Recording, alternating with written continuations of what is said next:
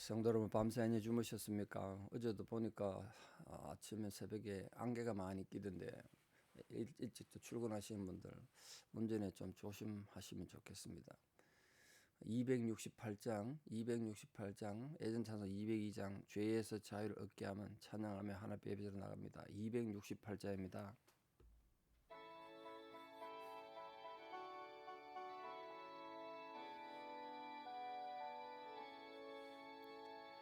죄에서 자유를 얻게 함은 보혈의 능력 주의 보혈 시험을 이기고 승리하니 참 놀라운 능력이로다. 주의 보혈 능력이 또다. 주의 피 믿음 주의 보혈 거린 양의 매우 귀중한 피로다. 육체의 정욕을 이길 힘은 보혈의 능력 주의 보혈 정결한 마음을 얻게 하니 참 놀라운 능력이로다. 주의 보혈 능력이 또다. 주의 피 믿어 주의 보혈 거린 양의 매우 귀중한 피로다. 눈보다 더 희게 맑히는 것 보혈의 능력 주의 보혈 부정한 모든 것 맑히시니 참 놀라운 능력이로다. 주의 보혈 능력이 또다. 주의 피 믿어 주의 보혈 거린 양의 매우 귀중한 피로다. 구주의 복음을 전할 제목 보혈의 능력 주의 보혈 날마다 나에게 찬송 주니 참 놀라운 능력이로다. 주의 보혈 능력이 또다. 주의 피 믿어 주의 보혈 거린 양의 매우 귀중한 피로다. 아멘. 우리 함께 주기도문으로 신앙 고백 드리겠습니다. 하늘에 계신 우리 아버지, 아버지의 이름을 거룩하게 하시며 아버지의 나라가 오게 하시며 아버지의 뜻이 하늘에서와 같이 땅에서도 이루어지게 하소서. 오늘 우리에게 일용할 양식을 주시고 우리가 우리에게 잘못한 사람을 용서하여 준 것 같이 우리 죄를 용서하여 주시고 우리를 시험에 빠지지 않게 하시고 악에서 구하소서. 나라와 권능과 영광이 영원히 아버지의 것입니다. 아멘. 2024년 12월 11일 수요일 새벽 하나님 주신 말씀 누가복음 8장 1절에 3절입니다. 누가복음 8장 1절에 3절 누가복음 8장 1절에 3절 봉독에 올립니다. 그 후에 예수께서 각 성과 마을에 두루 다니시며 하나님의 나라를 선포하시며 그 복음을 전하실세 12 제자가 함께하였고 또한 악귀를 쫓아내심과 병고침을 받은 어떤 여자들 곧 7 귀신이 나간 막달라인이라 하는 마리아와 헤롯의 청지기 구사의 아내 요한나와 수산나와 다른 여러 여자가 함께하여 자기들의 소유로 그들을 섬기더라. 아멘. 이 누가복음 8장에서도 계속되는 여러 가지 비유가 등장하는데 누가복음 다른 복음에 없는 비유가 있습니다. 씨 뿌리는 비유, 세 개의 복음에서 다 나오는 거 있고요. 등불의 비유도 있고, 이 두 가지 비유가 등장하면서 또 예수님 공생의 기간에 두 번째로 죽은 자를 살리는 사건이 뒤에 연결돼 나오겠습니다.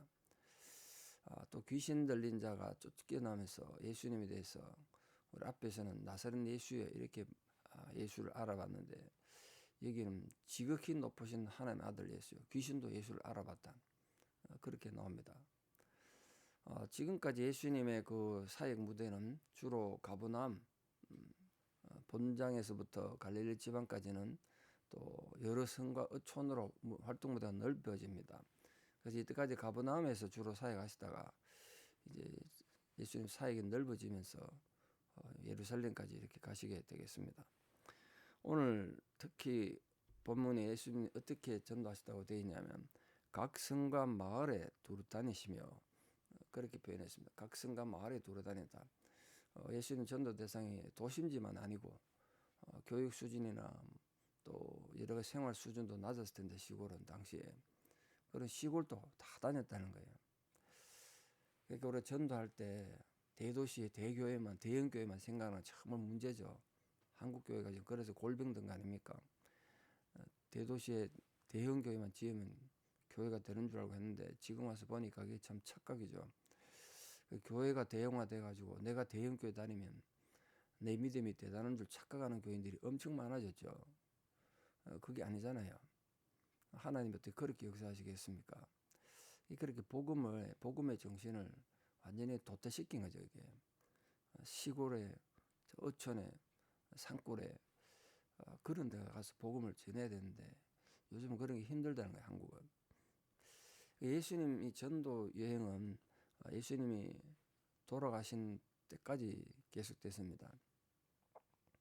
놀랍게도 예수님이 부활하시고 난 뒤에는 그전처럼 이렇게 사역을 많이 한 건 아닌 걸로 나오는데 중요한 건 예수님께서 성천하시면서 부활한 후에 40일간 제자들과 함께 계시다가 성천하시면서 너희는 가서 모든 족속으로 제자를 삼아 아버지 아들과 성령 이름으로 세례를 주라. 그렇게 말씀하시면서 이제 그 예수님의 사역이 제자들에게 계속되게 이렇게 당부하셨습니다. 그게 오늘 우리에게도 예수님 당부가 주어져 있다. 그걸 알고 우리 신앙생활 하시면 좋겠습니다. 뭐 어떤 분들은 나 혼자 지금 믿음도 제대로 지키고 관리하기 힘든 분들도 계시겠습니다만 조금의 여유가 있으면 여러 어떤 상황에서도 우리가 주의 복음을 바로 전하는 그런 교회 성도로 살아가면 좋겠습니다. 자, 오늘 예수님 사역에 등장하는 중요한 여자들의 얘기가 등장하는데 많은 여자들이 예수님의 사역을 도왔고 또 그들의 소유로 섬겼다. 그렇게 됐습니다. 지난주 설교 말씀드린 것처럼 예수님 굉장히 가난하셨다 그랬지 않습니까? 전도를 하러 다니시는데 12명 제자 데리고 또 뭐 여러 명의 사람들 따라다니겠는데 끼니 걱정할 정도로 어려웠다. 그때마다 이 여인들이 도왔다. 이렇게 기록이 되어 있습니다. 오늘 첫 번째 어떤 여자인가 보십시오. 악귀를 쫓아내심과 병 고침을 받은 어떤 여자들 곧 7 귀신 나간 막달라인이라는 마리아.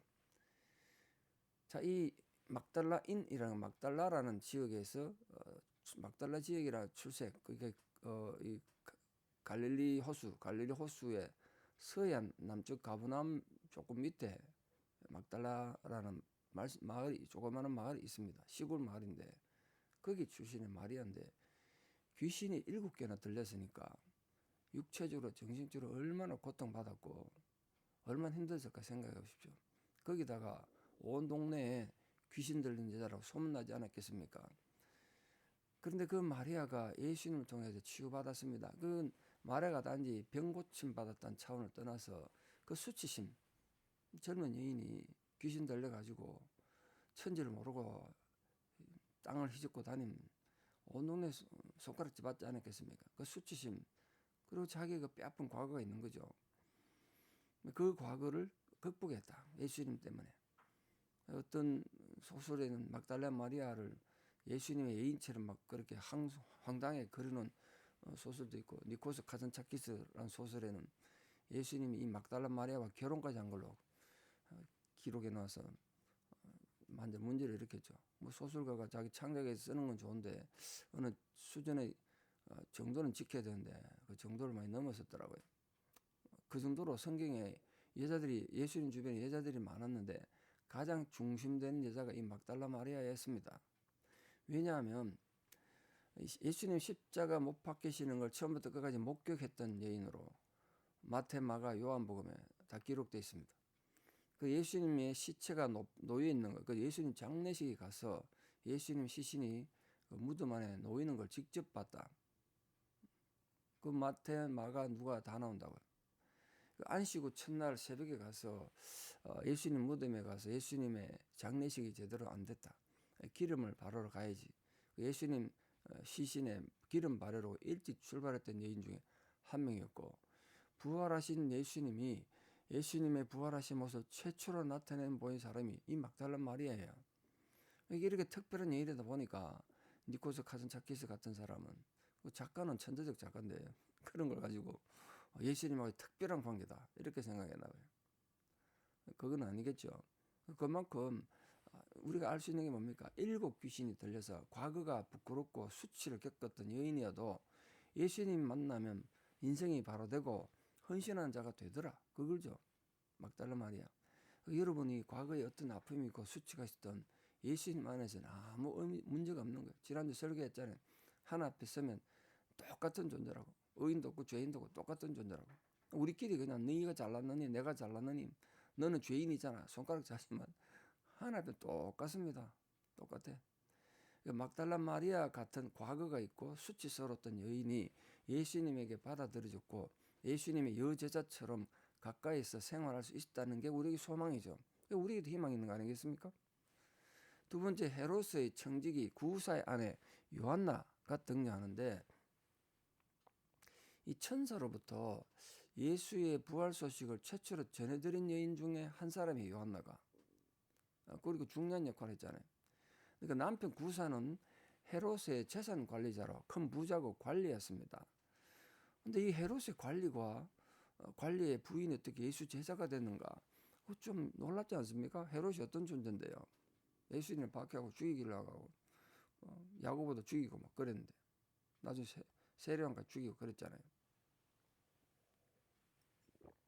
그런데 요한복음 4장 46절 이하에 보면 그게 왕의 신하가 아들이 병들어서 예수님께 나와서 고쳐달라고 찾아온 그 아버지가 나옵니다. 이름은 안 나옵니다만 그 아버지 왕의 신하 그 아버지에게 예수님 이렇게 말씀하셨어요. 가라, 네 자식이 살았다. 안 죽는다. 돌아가는 길에 자기 집에서 온 하인을 만나서 물어보니까 12시쯤에 열이 떨어지고 살았습니다. 시간 계산해 보니까 예수님이 말씀하시더라. 그래서 예수를 믿게 됐고 그 소문이 주변에 퍼져나갔다. 이런 내용이 있습니다. 그 사람이 이 구사란가요, 구사. 그렇게 이제 초대교회는 알려져 있었습니다. 그 사실이 맞다면, 그래서 이 구사의 아내가 요한나가 예수님의 제자가 됐다면 충분히 이해되죠. 자기 죽을 아들 살려주셨는데 왜 예수님을 안 믿으시겠어요? 그래서 열심히 예수를 믿었다. 충분히 이해가 되죠. 또 그 다음에 수산나라는 여자가 등장하는데, 이 수산나라는 뜻은 헬라어로 백합이라는 뜻입니다. 백합. 그 백합이라는 의미는 기독교 신앙에 중요하지 않습니까? 예수님 부활을 상징하는 꽃인데, 근데 여기만 이름이 등장해서 어떤 일을 했는지는 알 수는 없습니다만 누가가 성경에 이 이름을 올릴 정도면 아무나 올리진 않았겠죠. 그러니까 이 수산나도 예수님 당시에 우리가 성경에 자세한 기록은 없어서 알 수는 없지만 앞에 등장하는 막달라 마리아나 요한나처럼 예수님을 위해서 많은 헌신하고 희생했다. 그러니까 적었겠죠. 이 분들 외에도 다른 여러 여자가 함께하여, 각자 한 게 아니고 함께 했습니다. 함께. 그들이 아마 우리 지금으로 치면 여성교회 같은 게 있었나 봐요. 우리 어떻게 하면 예수님을 도울까? 예수님 사역하는데 어떻게 힘이 될까? 이런 함께 의논해서 자기들의 모든 소유로 예수님을 봉사하는 삶을 살았다. 그러니까 이 여인들 덕분에 예수님 전도 사역에 상당한 경제적 도움을 받으신 것 같아요. 제자들이 뭐 다니면서 지금 경제 활동을 할 수는 없었잖아요. 이처럼 참된 헌신의 삶은 예수님께 병 고침 받고 또 귀신도 쫓겨나는 이런 경험을 했기 때문만이 아니라 뭐 그것도 영향이 있겠습니다만 가장 중요한 것은 예수님과 인격적 참된 만남 때문에 가능했다. 기적 때문이 아니었다. 그걸 꼭 좀 기억해 주시면 좋겠습니다. 예수님을 만나고 났기 때문에 예수님 만남을 통해서 그들 인격이 바뀌고 삶이 바뀌고 올바른 헌신이 이루어졌다. 오늘 우리도 마찬가지입니다. 우리가 무슨 사역을 하든 목사든 평신도든 어떤 사역을 교회는 하든 가장 중요한 건 여러분이 재능을 가지고 그 재능으로 하는 게 아니고 능력을 하는 게 아니라 예수님을 진실되게 만나야 그 예수님과의 만남을 통해서 올바른 헌신을 할 수가 있는 겁니다.